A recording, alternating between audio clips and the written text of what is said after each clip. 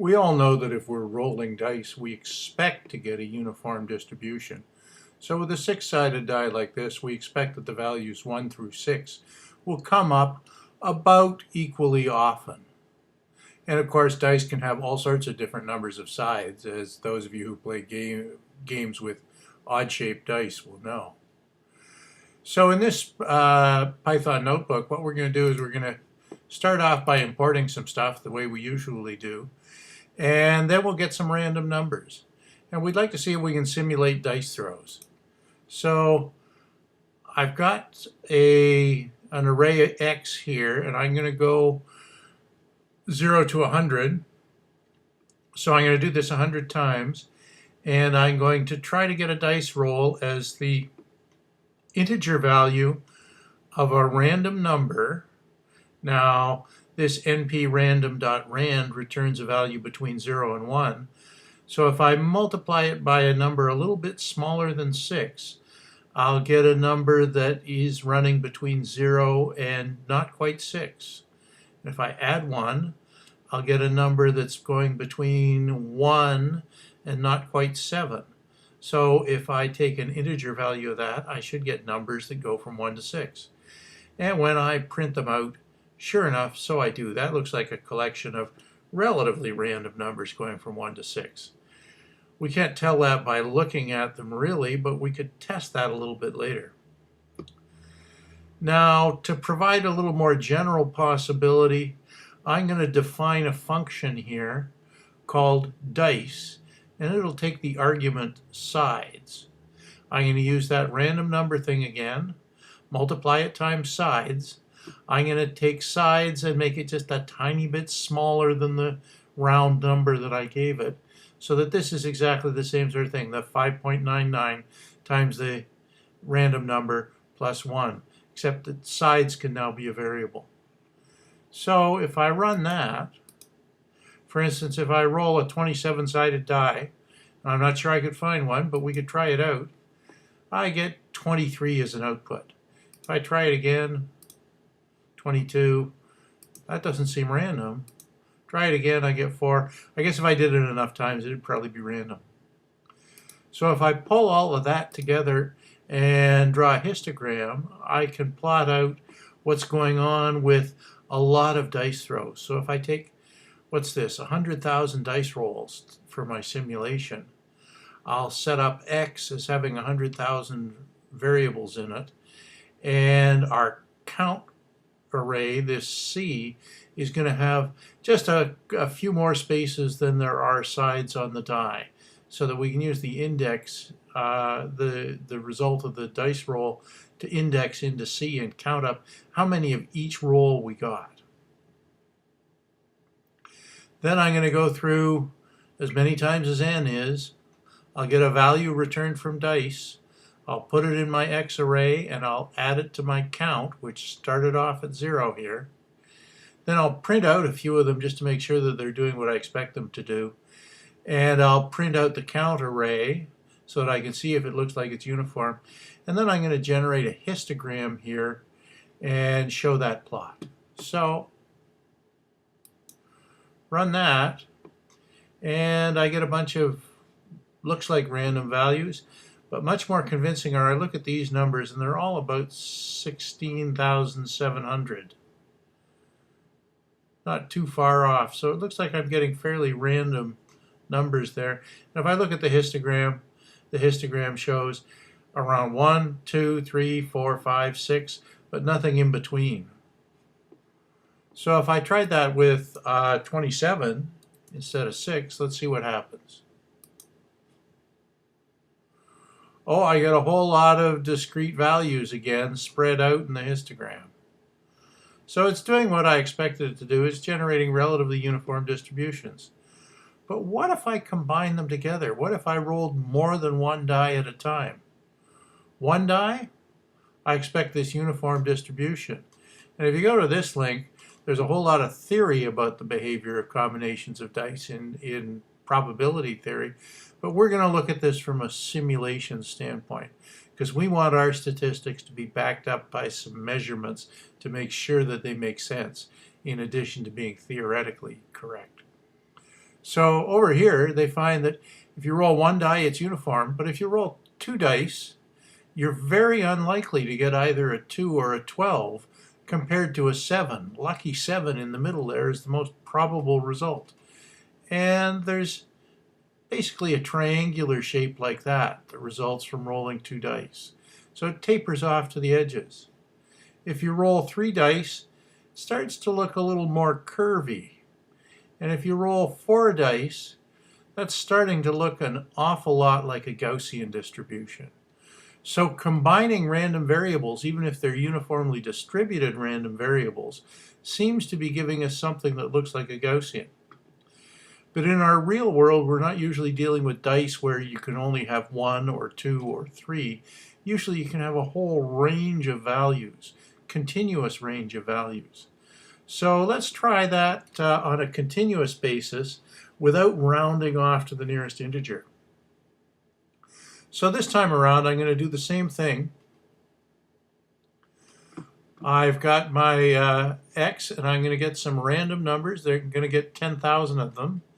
And I'm going to multiply by the number of sides, s, so that I'll go from 0.5 up to s plus 0.5, not rounded.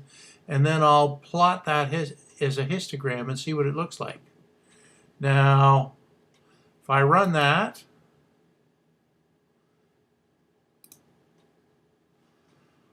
I'm getting a whole lot of different bins because I still had s equal to 27 up here. Remember I said s equal to 27? Let's go back to 6 and see if we can generate the same results as the Wolfram result. So there's the relatively uniform distribution there. Now if I run this one, I'm getting a relatively uniform distribution over this same range from 1/2 up to 6.5. So that's sort of like dice except continuous.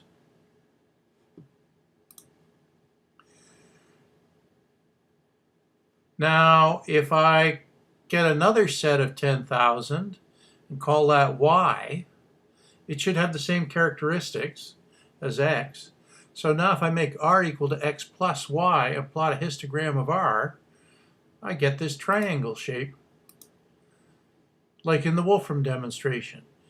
It's tapering off to the edges. These values out here are much less likely than the ones in the middle. Numbers around 7 are still really lucky. Although because now it's continuous, we don't have exactly 7. We have a range of values. Now at this point I'd like to introduce the idea of a probability density function.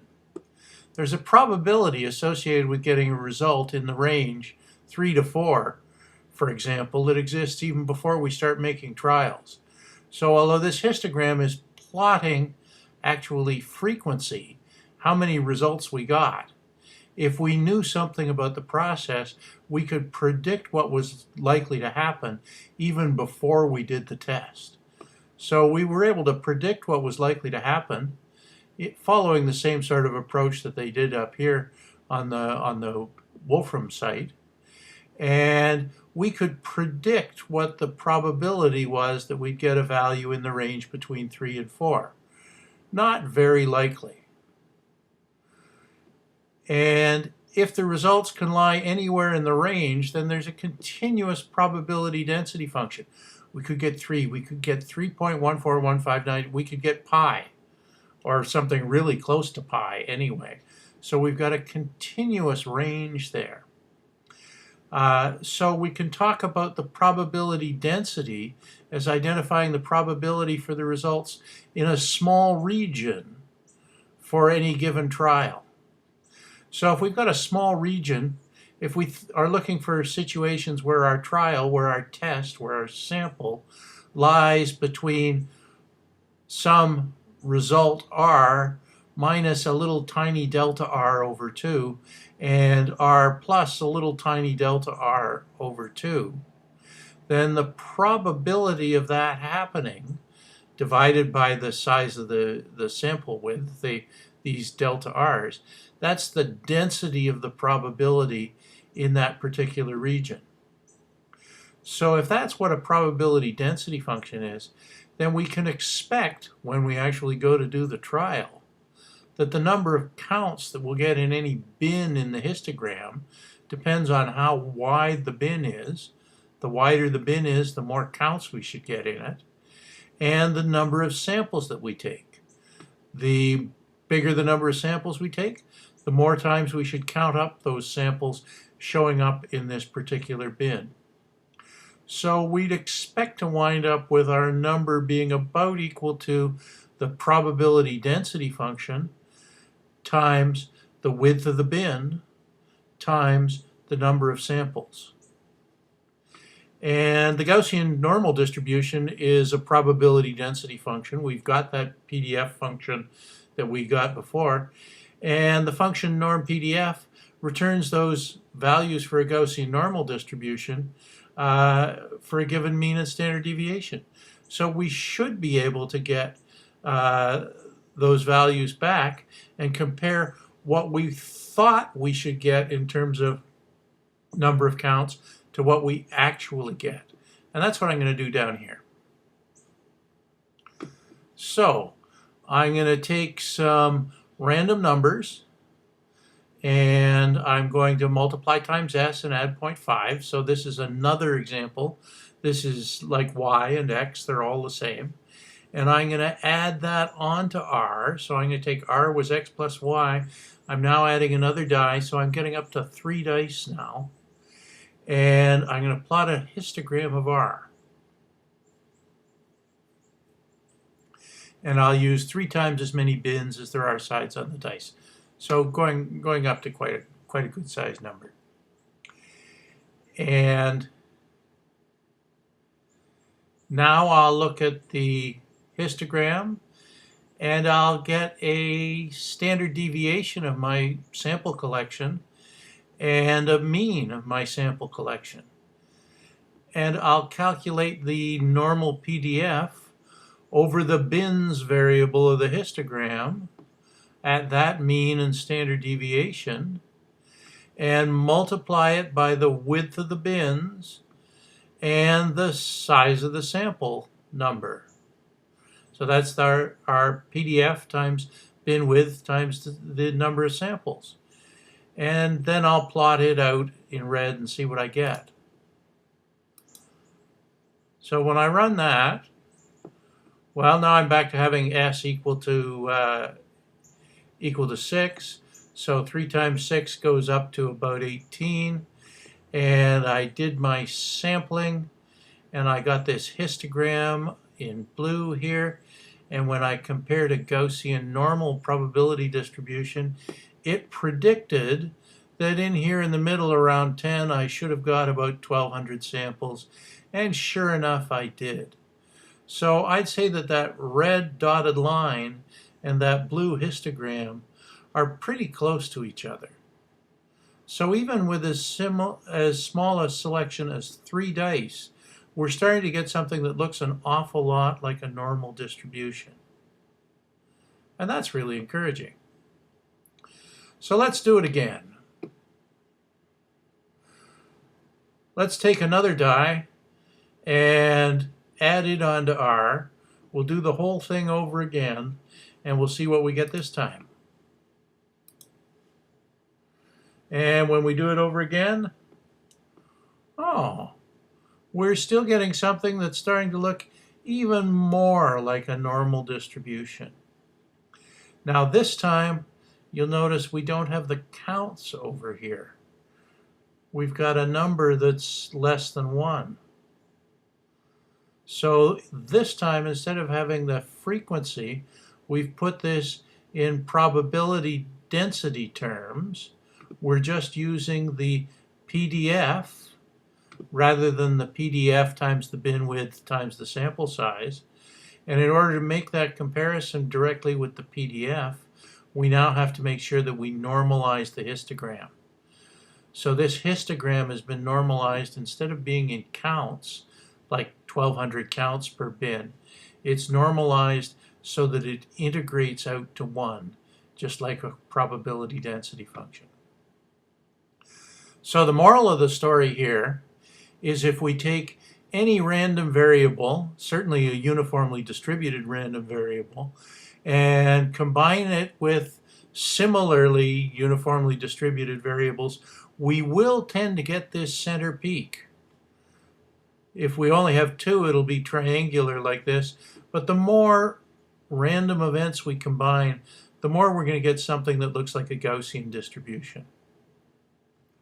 So if we think that what's causing errors in our measurement is a whole lot of separate little random events, and that it's only these separate little random events when they're all combined together that gives us the noise on our data, then if we take a whole lot of little separate random events, we've got empirical proof right here that convinces me that a Gaussian distribution is a good representation of those many little random influences all combined together. So whenever we get many random influences giving us some noise and some difficulty in our measurements, Gaussian probability density function is going to be a good model for that noise and a good model for our uncertainty when we try to make estimates of how it all goes together.